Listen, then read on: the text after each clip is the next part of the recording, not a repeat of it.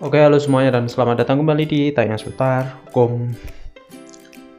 Untuk kali ini saya akan menjelaskan bila mana Anda digugat tanpa sepengetahuan Anda sama sekali, dimohonkan tanpa sepengetahuan Anda sama sekali, setelah itu tiba-tiba sudah ada putusan. Setelah itu apalagi ada pertanyaan juga, ternyata ada seseorang yang ternyata sudah pisah, misalnya ini dalam perkara perceraian, sudah bisa selama 10 tahun atau berapa tahun, ternyata dia tidak tahu sudah digugat atau belum, malah tidak tahu digugat di mana, tahun berapa, kapan digugatnya, dan putusannya seperti apa, kondisinya seperti apa. Kayak segitu banyak sekali kasusnya. Oleh karena itu saya akan memberikan langkah terbaik berdasarkan pengalaman saya ya. Yang pertama yaitu jika Anda memang digugat tanpa sepengetahuan Anda sama sekali, jika Anda diam-diam digugat oleh pihak penggugat, misalnya digugat diam-diam oleh istri atau dimohonkan oleh suami, maka apa yang harus dilakukan? Yang pertama yaitu ketika misalnya memang gugatan tersebut atau permohonan tersebut baru putusan ya, biasanya putusan itu kan diberikan salinan putusannya kepada Anda, dialamatkan kepada Anda.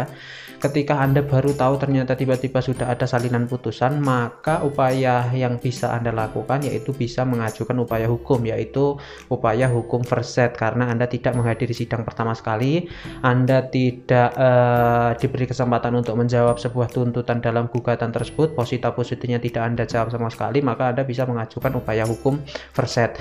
Namun ketika gugatan atau permohonan tersebut ternyata sudah berkekuatan hukum tetap, misalnya ternyata sudah muncul akta cerainya atau sudah tidak ada kesempatan lagi untuk mengajukan upaya hukum, ternyata sudah lebih dari 14 hari, bisa ada upaya lagi, yaitu misalnya mengajukan upaya hukum banding. Walaupun sebenarnya sudah tertutup untuk upaya hukum banding, namun bisa kita ajukan gugatan perbuatan melawan hukum karena telah memalsukan alamat pihak tergugat atau termohon, itu masih bisa dilakukan upaya. Namun ketika Anda ternyata sudah yakin dan sudah sepakat dengan putusannya, maka ya Anda tinggal mengambil misalnya akta cerainya atau salinan putusannya ke pengadilan. Itu langkah terbaik. Oke, itu ketika Anda taunya ternyata sudah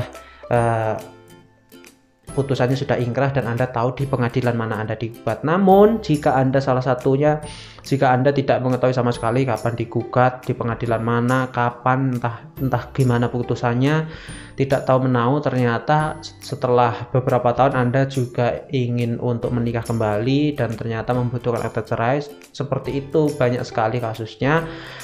Langkah pertama silakan Anda cari di pengadilan mana diajukan gugatan. Jika memang tidak ketemu, Anda bisa minta bantuan ke pengacara atau ke pihak pengadilan, bisa minta bantuan saya bisa untuk mencarikan akta cerainya. Nanti akan saya kirim ke alamat Anda. Selain itu Anda juga bisa mencari secara langsung ke pengadilan misalnya. Namun biasanya Anda digugat itu di tempat Anda melangsungkan pernikahan terlebih dulu, biasanya di domisili pihak istri, biasanya seperti itu. Oke, jadi langkah terbaiknya seperti itu jika Anda memang membutuhkan aktanya. Oke, kayaknya cukup itu aja langkah terbaik menurut saya, dan seperti biasa semoga bermanfaat dan terima kasih. Dadah.